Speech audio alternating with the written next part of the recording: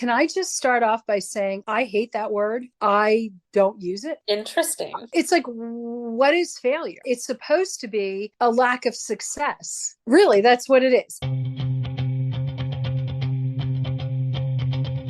Welcome to Purposeful Podcasting. I'm Wendy. And I'm Crystal. This podcast is meant to share how we and other entrepreneurs bring together purpose and passion to leverage profit in our businesses. We are shining a light on adventure-loving, purpose-driven, action-minded, authentic, and rebellious entrepreneurs. Just like us. So join us as we talk about business and life and everything in between.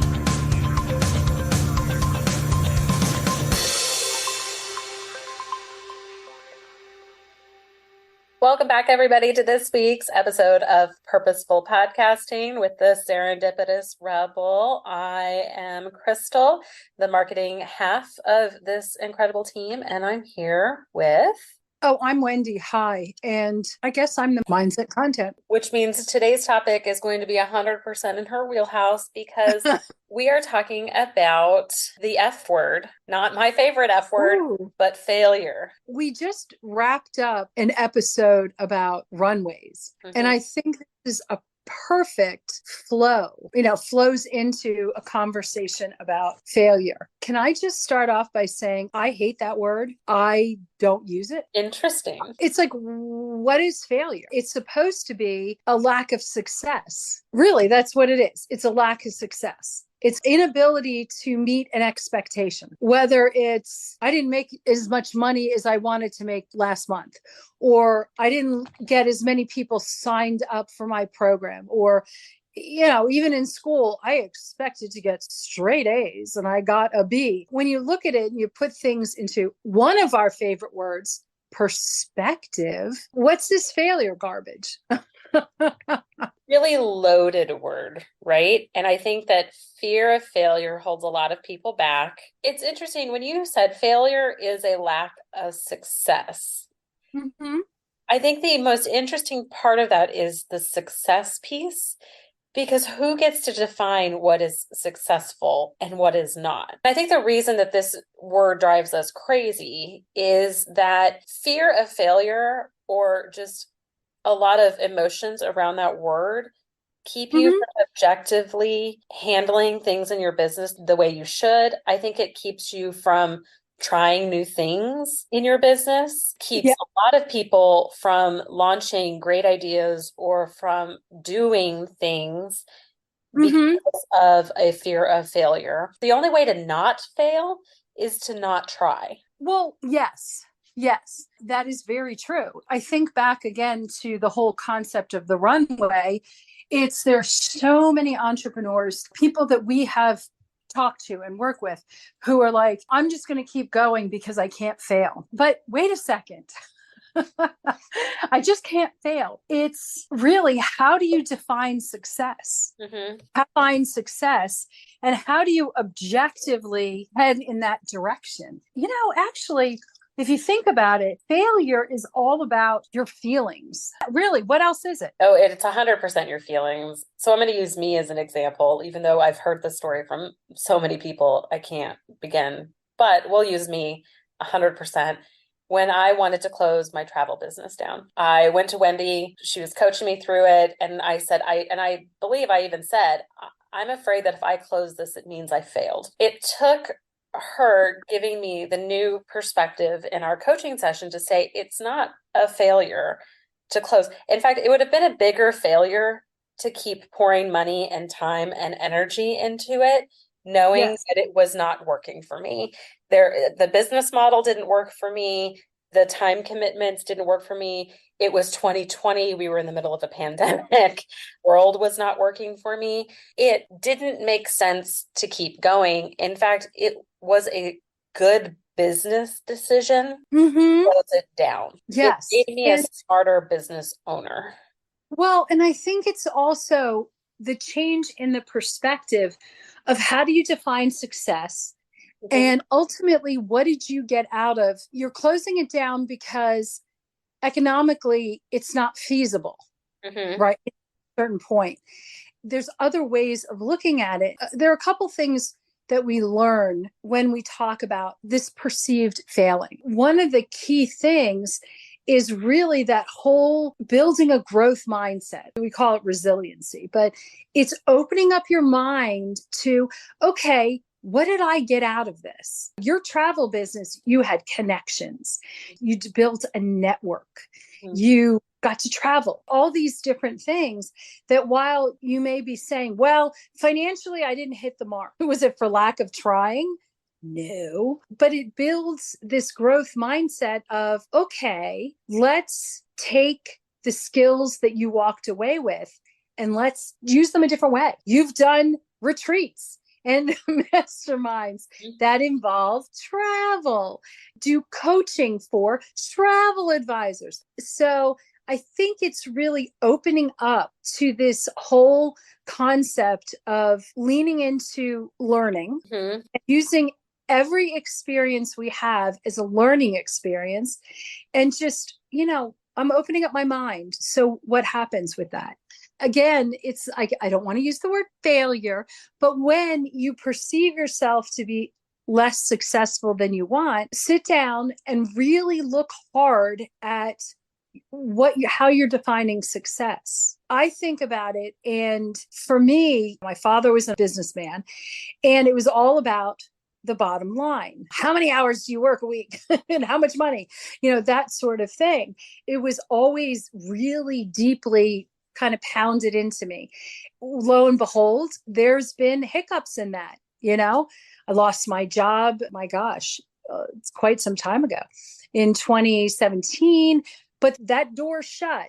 And when I opened the door, it was, oh my gosh, now I have this flexibility and I have the ability for creativity and all sorts of other things that when we don't hit our marks, we can just look at things in a more open way. And it also, quite frankly, I think it's a sense of motivation too. I mean, I'm going to show the world, which is not a bad thing. Well, I think it gives you the opportunity to pivot. Yes. And we talked a lot about purposeful pivoting in our podcast. With season 2, we have all kinds of stories about women who have purposely pivoted, who have started off doing one thing and have moved into another. And one of the most valuable things that you did for me in that moment when I thought I was being a failure was you made me write down all of the things I had learned. Ultimately, what I really learned how to do in that first iteration of being an entrepreneur was how to market and how to market my business. And in that season, I had the opportunity to mentor other travel agents in the host agency I was a part of at the time on how to better market their stuff. And quite frankly, I realized I really like doing this. And now hop, skip, jump, 4 or 5 years later, here we are, and we've built a business doing exactly that. I get to help people market their businesses. That's really exciting for me and a hell of a lot more fun. And I never would be here if I had let fear of failure keep me from closing that first business down. It's just really your willingness to lean in and learn and just be so open to, you can look at, what went wrong? What do I not want to do again? What went right? What do I want to do again? How can I improve, refocus, whatever it is? There's a lot of opportunities as long as you're not leaning in on what you perceive as failure. Because that's a mind fuck. And I think there's two sides of it, because I actually do think there's 2 instances where I do think you are failing. Okay. And I really effing it all up.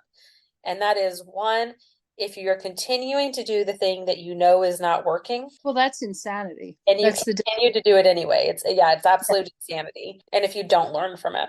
And so I think that if you're doing one of those 2 things, then I do think that is a bit of a failure. And but I also adamantly believe the universe will keep giving you those lessons until you learn it. Yes. Yes. over and over again. And it's important to listen to those conversations with the universe. I really would like our listeners to walk away with the feeling that you don't have to give up at all. That it's perfectly, actually, it's not just perfectly fine. It's really strongly encouraged that you're doing a loop of like a review. And you're just really, okay, is this working? Is this not working? How can I improve or not improve or whatever it is? But a continuous loop that allows you to really dig in.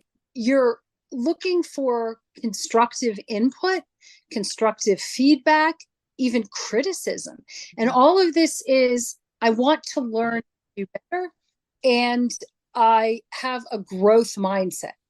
So important. It's interesting that you can stare at your books all you want, but the numbers aren't going to change unless you do things differently. Yep. If that's what you need to do, Yeah. or to refocus. And that's all that's your personal work. That is your personal work. You need the resilience, the mental toughness that goes along with being an entrepreneur. And it's something that I think is something you learn. You learn. Well, it's definitely a muscle you have to exercise. Yes. And when I think about failure or like not hitting your goal, so much of that after, so I'm married to a military man, so we call it an after action report. Yes. AR in our house. And it's just a matter of looking back and go, well, that didn't go as planned. Like you said, what can I learn? What can I do differently? We do that in our business all the time. Maybe we had a goal to lead gen by this many names on our list by this date. Okay, if we didn't hit that, well, what happened? What went wrong? Was it our lead magnet? Was it the fact that our Facebook ad account got hacked? Was it the fact that it's just factoring in all of the different environmental things to really understand what went wrong and where can you make changes. And then, like you said, give yourself grace in some of the things that you just didn't have control over. You said this yesterday when we were originally talking about this on Voxer. You said really it comes down to you just move the goalpost. Yeah, because who's the one that sets up the goalpost? And goalposts can be torn down. I know. Oh, football game where we've done that. Exactly. I think that the thing is pivoting and really deep analysis. These are not dirty words at all, and they shouldn't be. They really shouldn't be.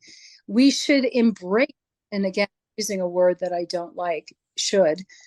So I think that kind of as a wrap up, keeping in mind that to fail takes courage, a lot of courage.